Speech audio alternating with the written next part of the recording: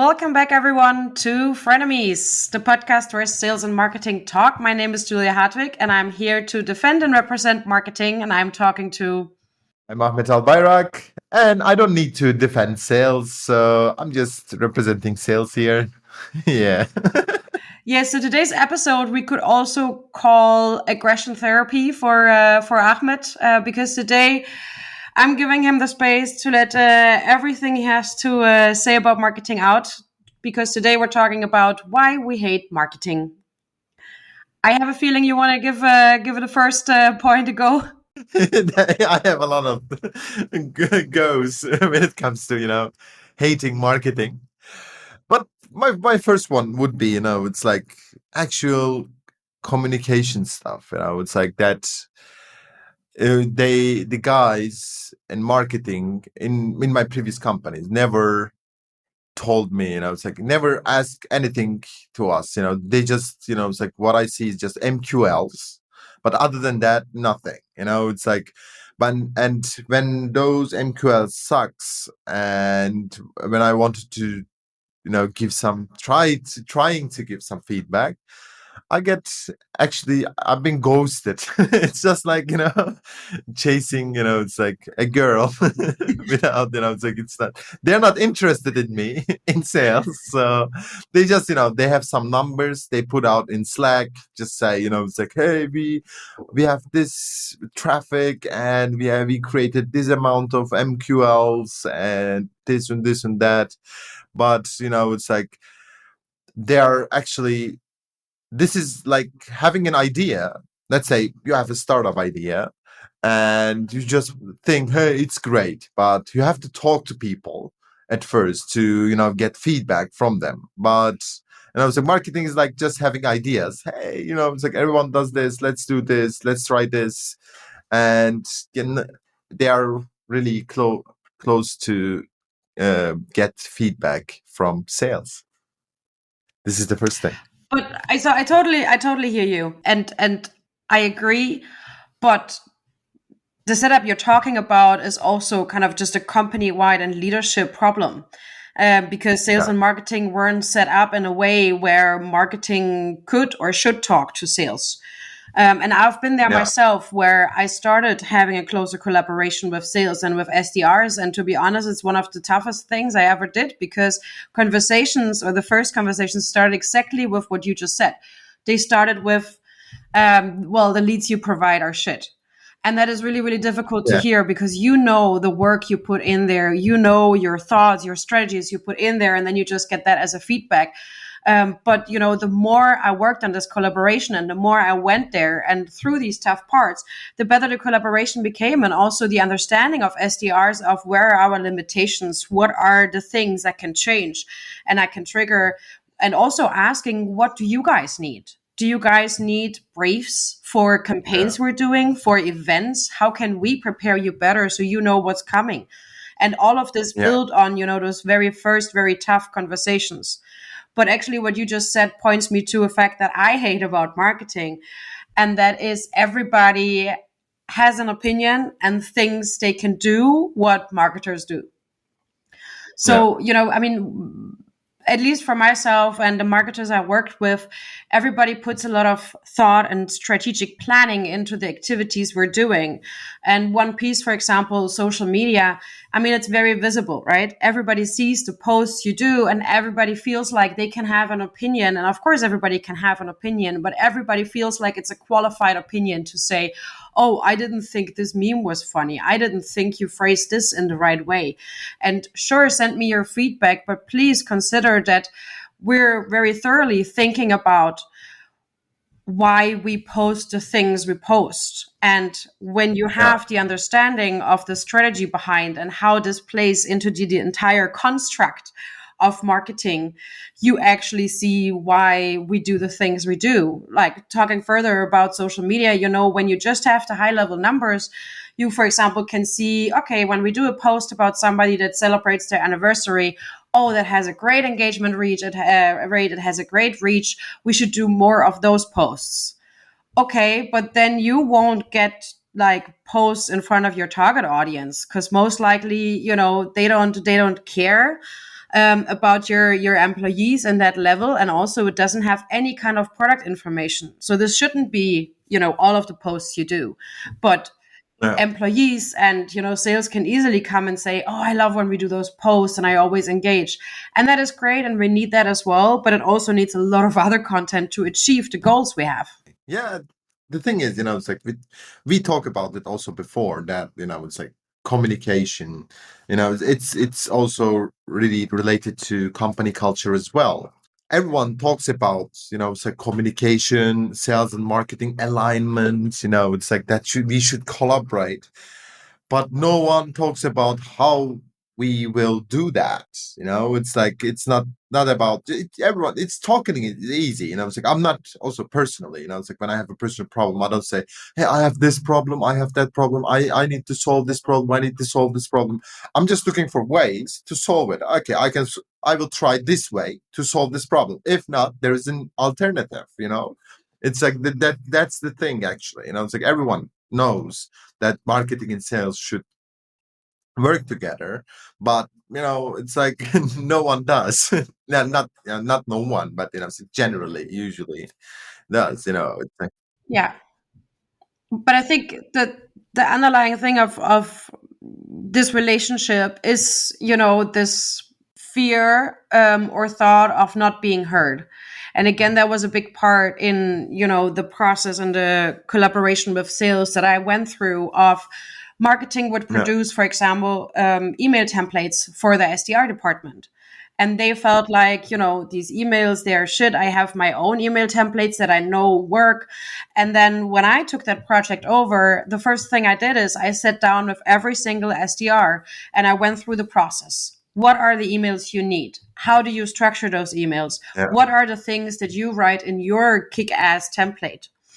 And then I produced the email templates, sent them to them, and they received them way better because they knew I had talked to them. I had heard them out. I wasn't trying to, go over their exactly. experience or expertise, but I took that into consideration, and made specific agreements on, okay, let's test these for 3 months. And after 3 months, we see what performs, Yeah, and whatever doesn't perform, we do one of your versions and we test that and we track everything, and you will be heard. And if your template is the winning one, then, well, we give you an incentive because it is great exactly. work. It's like so. It's like it's actually a way to do it. What I'm thinking about, it's like marketing emails in general really really sucks because it's like time. Yeah, it should be as short as possible. I know that you have to, it's like it's more, you are sending it to wider audience in general, and so it should be more generalized and more informative in a way.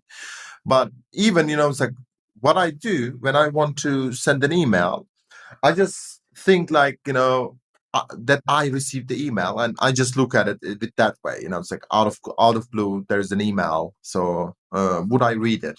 Mm.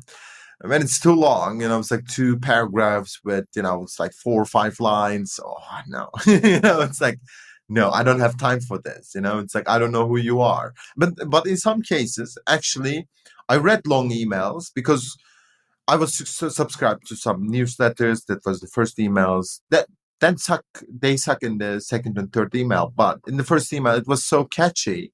It's like in the first line they hook me up, and then with all the information, and they provide all the information that I need, that I want. And I was like, that was the one email that I read that was so long actually. Other than that, it's just it's like you get an email and it's just it's like it's too long. It's like, and you have things to do. Everyone is when someone's working, and we are targeting people who work so, and and they have no time for this. It's like it should be as precise, as short as possible. And in most cases, marketing emails are not so short. I mean, there's a key difference between marketing emails and sales emails, right? Because as Yeah, a user, I mean, you know that a marketing email, goes out to several people. You don't expect the highest level of personalization, and sales emails you expect to be written by a seller. So you expect, like your idea is that sellers sat down and typed this email, and this isn't based on like templates and all of these things. But I mean, with marketing emails, of course, we all have received like emails we didn't think were, of high quality and super interesting. But I Yeah. think it comes down to a lot of companies are missing to have a strategy for emails as well. Like you just said newsletter, but even just what do we want to communicate in a newsletter? Are we sending the newsletter because we feel like we need to send a newsletter? Or do Yeah. we have a specific plan of this is what we always want to communicate in newsletters? And this is, how much we can segment our newsletter subscribers. So we actually know, well, this is group A and they are interested in this topic, and group B is interested in this topic, and, bring in the personalization. But Yeah. all of that, of course, means you need to have the time and the team available to actually set this up, to have the automations, to collect the data, and, to have to run all of this. And this is where oftentimes it struggles, because even though email is still and can be a super great and effective channel, it's kind of just seen as this easy go-to, because it's very easy and efficient to just set up an email and send it out to 5,000 people. Yeah. So that's kind of a shortcut a lot of companies take. And let's go to, what do you hate about marketing? I want to hear your. I mean, one thing, or it touches upon the same point we talked about before, but everybody has an opinion on marketing.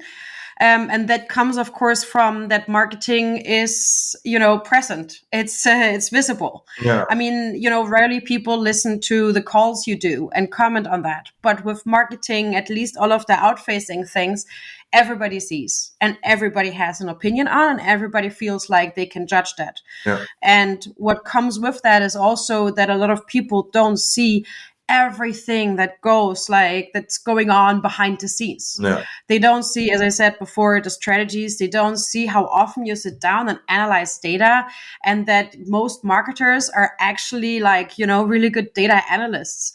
They don't see the entire operations part that goes on there with setting everything up, with having integrations, with having automations, and that every single thing, connects and has a lot of work. And Yeah. oftentimes that gets overseen.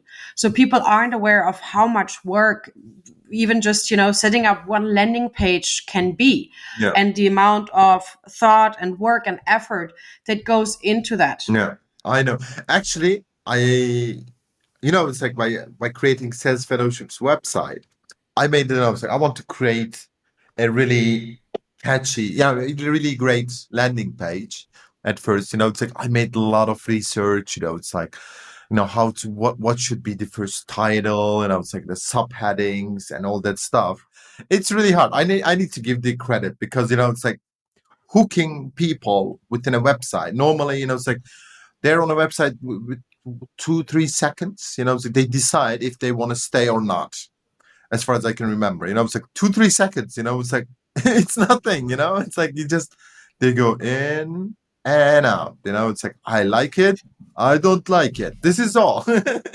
So it's like you should have a great title and all that stuff. It should be informative. It should create a journey within the website, etc., etc., that leads to a click the it's like I want a demo button.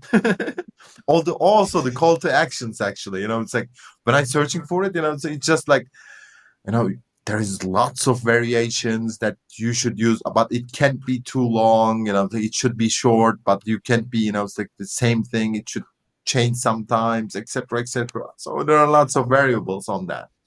So I need to give the credit to marketing. But even in that you just said, that visitors come to a website and they give it 2 to 3 seconds, and then either leave or stay on. I mean, that depends so much on where the traffic is coming from. Yeah. And if somebody has been searching for a sales fellowship, they land there and they know what to expect. Somebody that comes just from social might have never heard of you before, so they have the 2 to 3 seconds. And that is exactly what I mean with the strategic part of, we think about these things, we analyze those things, and build an entire plan and strategy around this to actually think about how can we, address all of these groups? How should this look like Yeah. to cater to people that know exactly what they want on your website, and then the people that, don't know what they want on your website and just want to like check things out. Yeah, exactly, exactly. It's weird, it's like when it comes to this stuff. So it has a lot of variables, it's like, you have to think about. And it's really, and sometimes in some cases, because the audience is, different every time for every company. Actually, it's like, and uh, target every audience has their own specific habits when it comes to, for example, surfing on internet, for example. And I was like, it's also another thing. And I was like, when you sell a product to, it's like over 50 years old, it's like, let's say, and I was like, you need to create the site according to that website, according to that.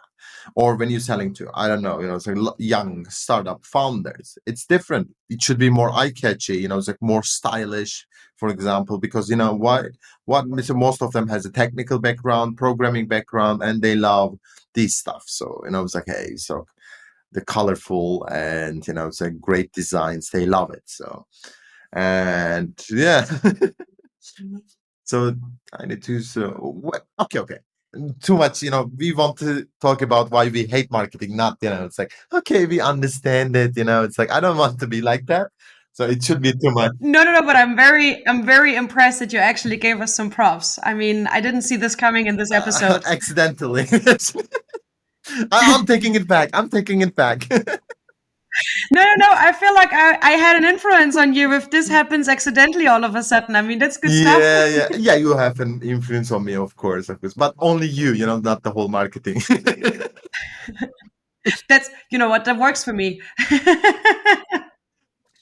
So, what I also hate about marketing, it's for a consumer perspective. So, getting my email address for an ebook, and sending me tons of emails after that. I hate that. I just want to download the ebook. It's like I want to just read the ebook. And mostly when it comes to such company, sends tons of email after an ebook download. Ebook sucks. It's like I check the ebook, nothing valuable in there for me. And it's like then I get an email. Right now you explain exactly this, like this devil's circle that is going on there, because if you have content isn't of quality, that means you can't generate demand nor leads. So you only create very like low level leads that most likely aren't going to convert. So you need to do more of that. And the way you do it and you feel like you get more leads is those leads that come in and download an ebook, you just hit them with email and email and email in the hopes that eventually they'll like convert. Yeah, but actually, what I'm, it's like imagining what the expectations are. We should, say, bore this guy. It's like we should drown this guy with emails. Maybe he will say at the end, "Oh God, I want to get rid of you. Let's book a meeting." Now, I think this is what the sales thought is. The sales thought is like, okay, they might not be ready, but once they have talked to me, they will know how great our solution is and book a meeting. The marketing thought is more, we know how great the product is, so we're going to drown him in emails and great content until he realizes how great we are. Yeah, but I would say in most cases, your turn. Come on. Well, I mean, obviously, I love marketing, so I kind of let out my my parts that I don't like about marketing. I mean, one thing I hate about marketing is that we still, in a lot of companies, don't get the seat at the table where we should be allowed, and also oftentimes don't get the credit. Because again, I mean, marketing and sales should work super aligned, and at least all of the examples I have seen where marketing and sales were very aligned, working together on, for example, closing deals on ABM, it just became stronger for both parts, because obviously marketing plays a Yeah. key role. Like if you want to get an enterprise deal and you involve marketing and you have all of the stakeholders seeing your ads and seeing your like getting that visibility, it helps so much, because they of course get the idea or get the picture of your company of, okay, wow, yeah, they're really big players because I see them everywhere. So they must be important and they must be the best in the market. And in a lot of cases, just that still doesn't happen. And it's also not only the relationship with sales, but also the relationship Mhm.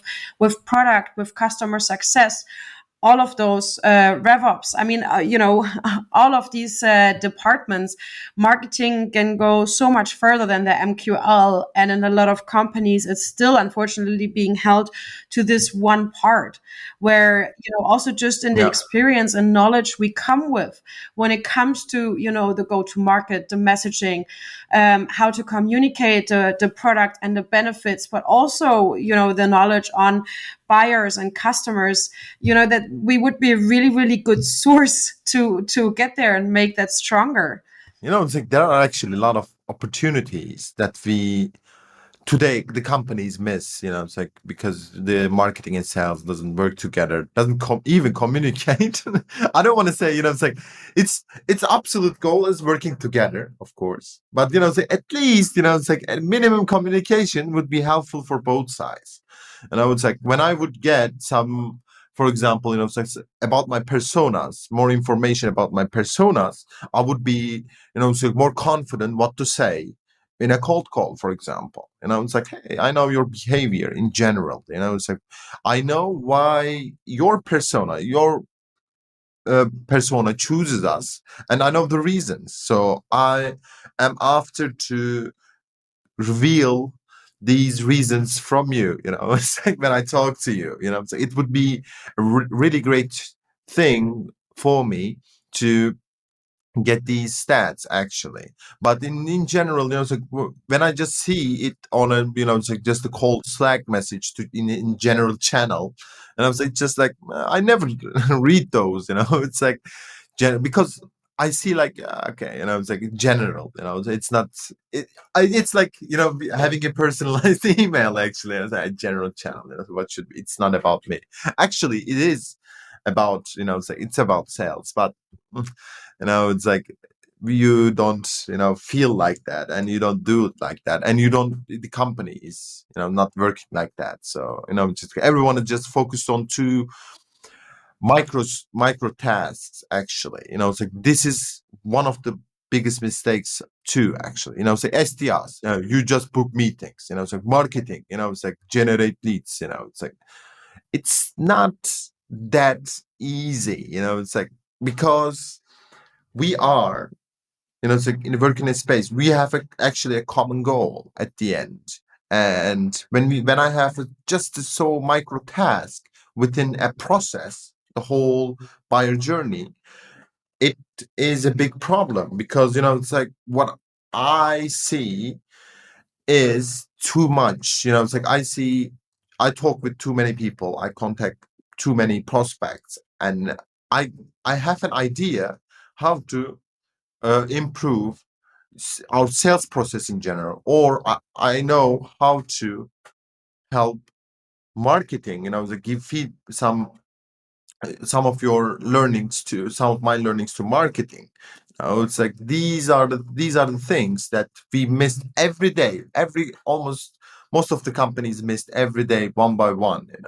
And it's like you just waste your time experimenting, but everyone does it in their field, not together. Yeah, I mean, as you just said, it all comes down to the company and in the end, like the CEO setting the stage there for collaboration and push together towards a common goal. But as we also previously discussed, the moment every department has different targets, this becomes very difficult, because if in marketing your only target is the MQL, you don't have the scope nor the energy nor the manpower or the staff to worry about the revenue as well and to actually follow that through. Like, it has to be in line, because else you need to spend your efforts there, because of course this is what you're going to be judged on. Yeah, exactly. It's like uh, we should do more episodes on that, to just scream around, hey, you are wasting your time. You can work much, much better. But you just need to talk to each other and Yeah. communicate. Yeah. But I think it's also very human. And I mean, I think it happens in every department to kind of sit there and have your own focus and to think, ooh, what I do is so difficult and so hard, and I'm really good at it. They have it so easy over in sales, and then, sales is sitting there and it's like, oh my God, this is so tough for us. Customer success, I mean, all they got to do is just, upsell and resell, that's really easy. I mean, it's, I think it's just also a very human part we all have, probably in all, Yeah, yeah. What jobs. we think in general, it's like the things that we don't do are easy. Why? It's like, customer success. Even I thought when I started sales, it's like customer success. You just, it's like finding a new client from zero is a hard thing. What customer success? You sit there, you watch after, the contract ends. I need to talk to this customer. Hey, customer, do you want to renew the contract? Yeah. It's nothing. Of course, it's not. But I think that is also this battle between AEs and SDRs, right? Because AEs are like, oh, I got to like close these deals. I drive them for like 5, 6 months until they close. I involve all of the stakeholders. SDRs, they just got to book the meeting. I mean, how hard can that be? And SDRs feel like, but I opened the door and I'm like, booking the meeting. All they have to do is talk to the people I already Yeah. warmed up. I confront with a lot of people like that, SDRs, they think also AEs and other sides as well. And it's like what you all do is just booking meetings.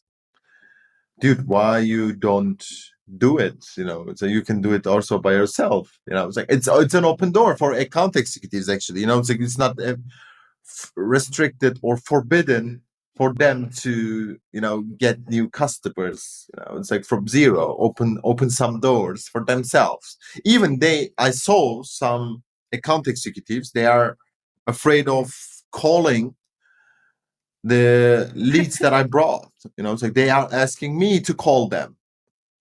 Why? Just call them. You just send them an email and expecting for a response. Maybe the guy's busy. You should call them. It's like it's so easy. Just hit the phone. You have that as well. What I use a dialer, so you can just use it and get them on close the deal, and so we both get our commissions out of So that. I hate calling. I mean, not only in a like business context. I hate talking on the phone. But I think that every new employee at any B2B SaaS company should, in their first week, start in the SDR department, because this is a really good learning. Yeah. First of all, to have respect of how tough the job of an SDR is. And second of all, because in that day or week, you will probably learn, much more about your value propositions, how to talk about the product, what people actually say, how they react. And all of that is super useful information for every department. So to be honest, actually, I, just implemented calling days at my startup, where everybody in the company for 2 hours makes cold calls, because it gives a good foundation to actually, hear from the market and understand how you talk Wow. about the product. I'm so flattered. You make calls, cold calls. And I hate it, and yet I think it's important. Yeah, it's important. On LinkedIn, when I send a message, I send a voice note, I send a video because it's much more easier for me to express myself.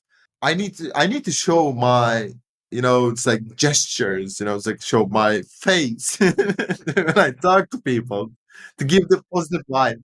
Yeah, so I think it's if you have another point on why you hate marketing, this is the time to bring it up, or stay quiet forever and love marketing. Yeah, marketing should die. It's like we don't need it anymore, actually. It's like we have, it's like, yeah, marketing, it's just a soft thing that they believe, it's like everyone is Apple, they want to create brand identity, brand, I don't know, make theirs little startup logo famous around the world, but they don't have the money, but they have dreams. Dreaming guys, marketers. I just want to, roast marketing before we end the episode. So you cannot, respond within, it's like, I cannot end the recording. You have the power here. Well, it is really difficult for me to respond to that one. I mean, you can't just mix up brand and marketing and behave as if all we do is brand. Of course, brand is one part of it, but there is so much more. And I had hoped that I, gave you a bit more understanding of what marketing entails today. But I guess we still have some future work to do. Yeah, of course, of course. Then we will talk about next episode why we hate sales. So I have something to say to do as well. It's like I hate. I am so looking forward to that conversation. Yeah. I'm on it. I'm here for sales, for my sales brothers, sales fellows here out there that listens to it.